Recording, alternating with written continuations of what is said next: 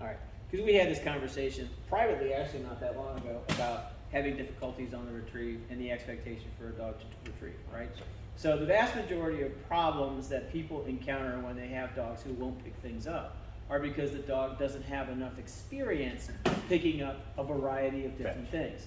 So when you go from, say, the dowel to the dumbbell to the bumpers, the different size bumpers, the different weights, and so on and so forth, you're actually teaching the dog how to accommodate different weights, different textures, different sizes. This is all really, really important, especially if you're going to be having a dog pick things up like, say, grouse, Out.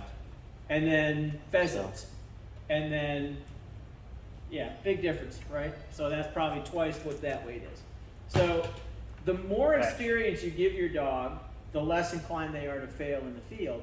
And the vast majority of times when you're starting to move the dog from the process of fetch, pick this thing up that I'm putting in your mouth, to actually going out and picking up a bird, right? A lot of people use dead birds. A lot of people use frozen dead birds. Hopefully they're dead if they're frozen.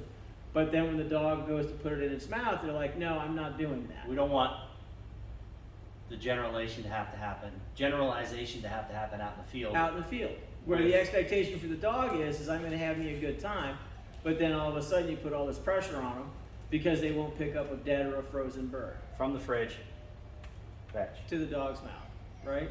So, and there's reluctance there because she's kind of like, this is, I prefer them warm and fresh, Fetch. right? But when you're training, you pick up what I tell you to pick up. And you hold it until I tell you to let it go. So that you don't have these problems out in the field. Fetch. Right, there's only so many things you're gonna pick up out in the field. Birds.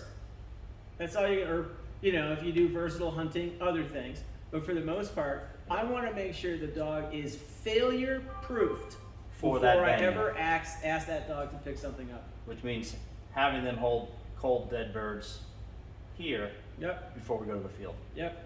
Out.